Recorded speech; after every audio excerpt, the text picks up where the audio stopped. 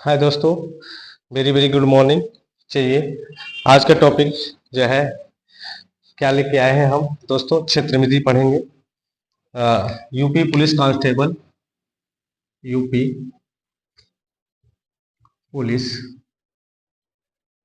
Constable या जो भी इस समय स्टेट गवर्नमेंट की वैकेंसी है, स्टेट गवर्नमेंट की दोस्तों, उसके लिए जो है कि ये टॉपिक बहुत ही महत्वपूर्ण होने वाला है।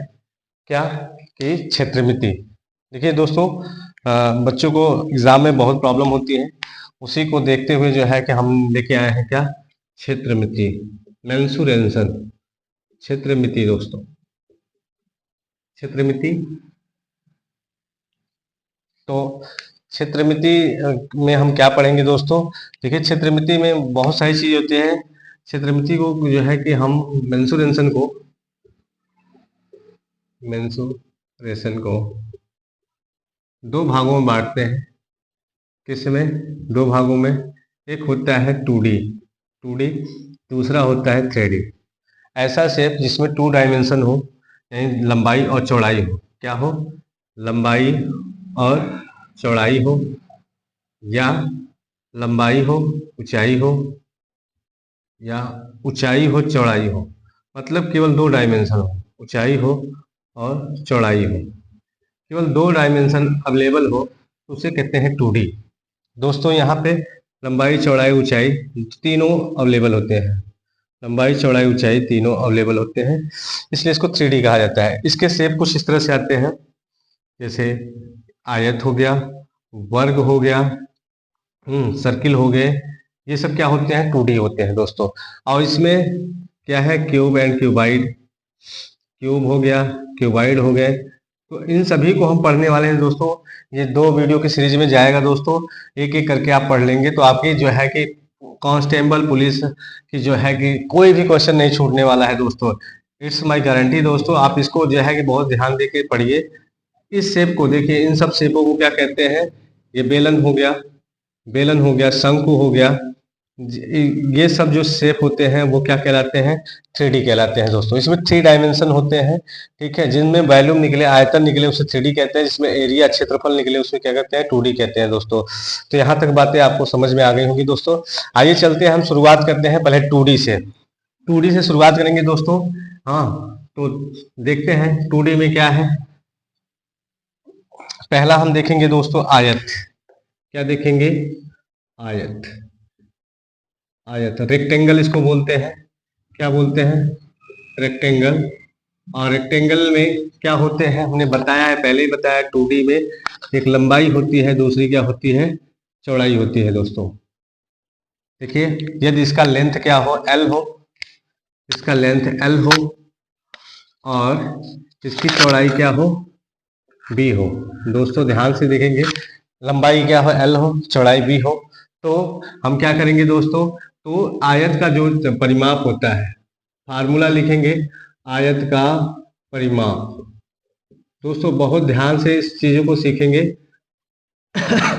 इन सब क्वेश्चनों में केवल इसको P से पेरीमीटर प्रदर्शित करते हैं, तो जो होता है 2L+B होता है, L+B होता है दोस्तों, ठीक है। आयत का क्षेत्रफल, आयत का क्षेत्रफल, आयत का क्षेत्रफल, आयत का क्षेत्रफल, एरिया ऑफ रेक्टेंगल, L×B होता है दोस्तों। इसका विकर्ण भी निकलता है, अगर यहाँ बीच से इसका जो है कि आयत एक ऐसा शेप होता है जिसके आमने सामने की भुजाएं क्या होती हैं? बराबर होती हैं। तो देखिए, लंबाई के बराबर लंबाई, चौड़ाई के बराबर चौड़ाई होती है, इसलिए इसका परिमाप 2L+B होता है। क्षेत्रफल लंबाई गुणी चौड़ाई होती है।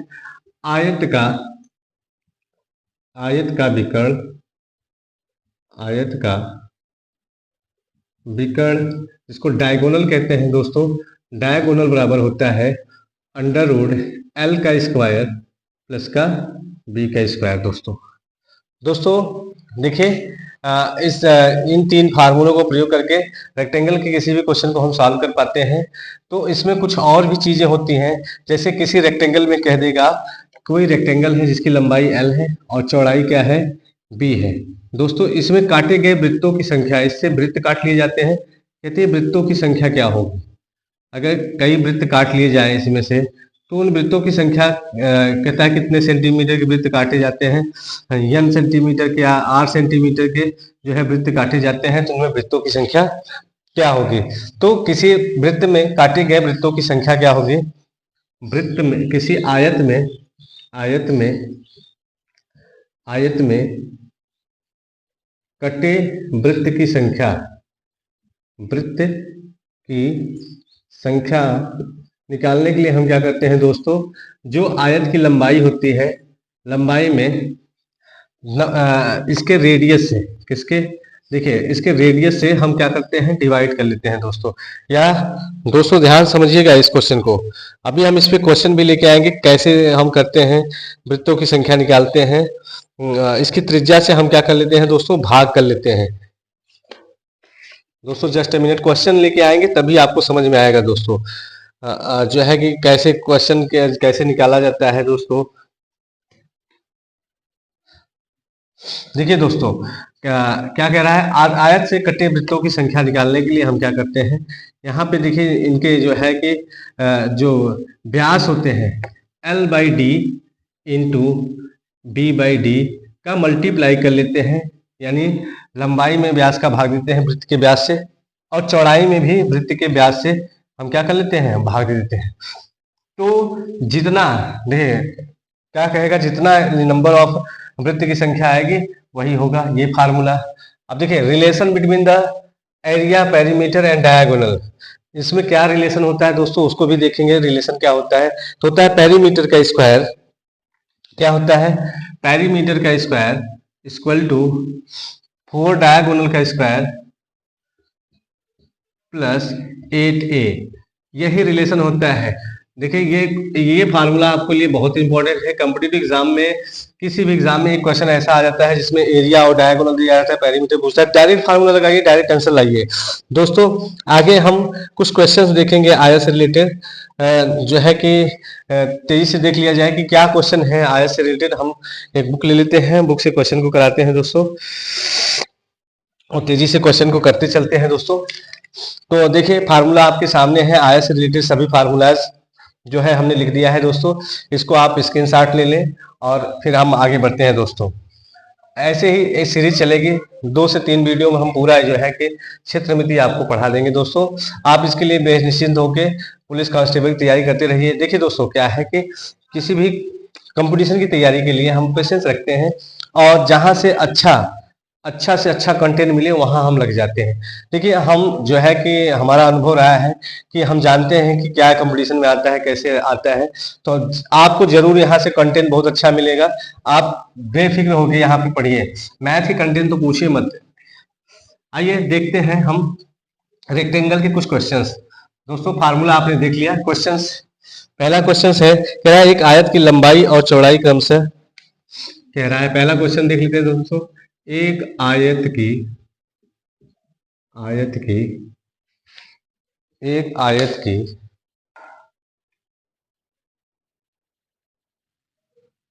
चलिए दोस्तों क्वेश्चन आपके सामने है। देखिए कह रहा है एक आयत की लंबाई और चौड़ाई क्रमशः 45 और 24 सेंटीमीटर है, तो आयत का परिमाप तथा क्षेत्रफल ज्ञात कीजिए। दोस्तों देखिए अभी हमने फार्मूला बताया है, पहले देखते हैं कि हल देखते हैं इसका हल।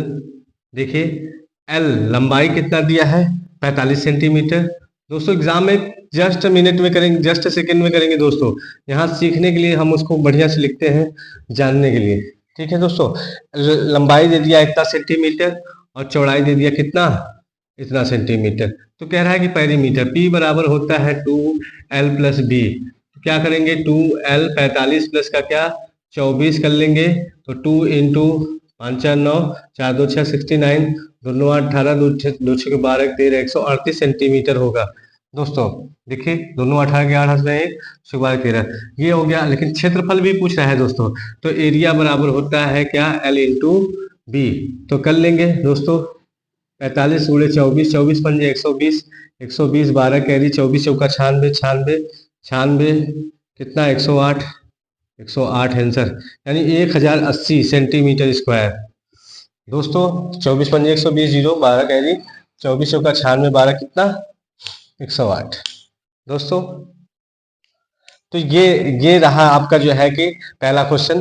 देखिए फार्मूले का ऐसे यूज किया जाता है। देखिए दूसरा क्वेश्चन क्या है, एक आयत जिसकी लंबाई और चौड़ाई क्रमशः 16 सेंटीमीटर और 12 सेंटीमीटर है, तो आयत का विकर्ण क्या होगा। यहाँ डायगोनल पूछा है दोस्तों। तो एल कितना दिया है, एल दिया है 16 और बी कितना दिया है 12 सेंटीमीटर दोस्तों। तो डायगोनल बराबर होता है under root l square plus का बी स्क्वायर। दोस्तों अंडर रूट में एल स्क्वायर बोले तो 16 सेंटीमीटर का स्क्वायर प्लस 12 का स्क्वायर, इनका स्क्वायर कर लेंगे। 16 का स्क्वायर कितना दोस्तों, 16 16 में 256 प्लस 12 12 में 144, ऐड कर लेंगे दोस्तों। 6 4 10, 5 4 9 10 और 2 3 4, 400।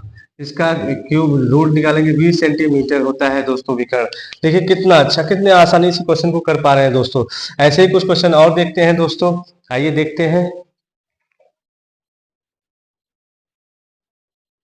नेक्स्ट क्वेश्चन देखिए दोस्तों, नेक्स्ट क्वेश्चन क्या कह रहा है।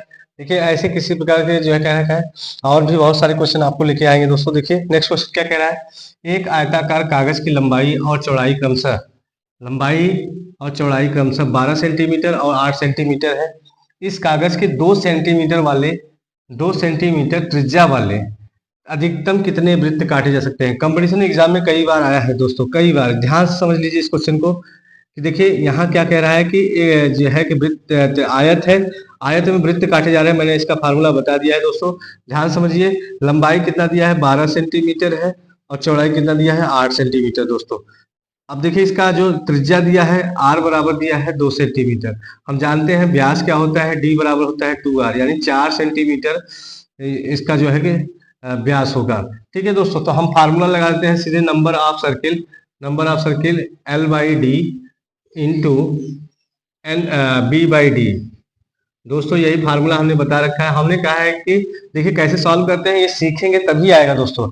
12 सेंटीमीटर 12/4 और यहाँ पे कितना 8/4।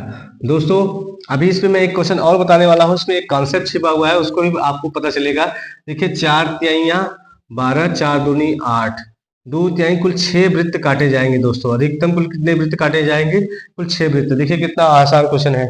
आप फार्मूला जानते रहेंगे, तकनीकी जानते रहेंगे तो आप जरूर सॉल्व कर पाएंगे। अगला क्वेश्चन देखिए, अगला क्वेश्चन क्या है, कह रहा है कि एक आयत जिसके विकर्ण की लंबाई 25 सेंटीमीटर और आयत का क्षेत्रफल 300 सेंटीमीटर स्क्वायर है, तो परिमाप बताइए। तो हमने जो रिलेशन बताया था दोस्तों, p square equal to 4d square plus का 8a, ये फार्मूला यहाँ यूज होने वाला है दोस्तों।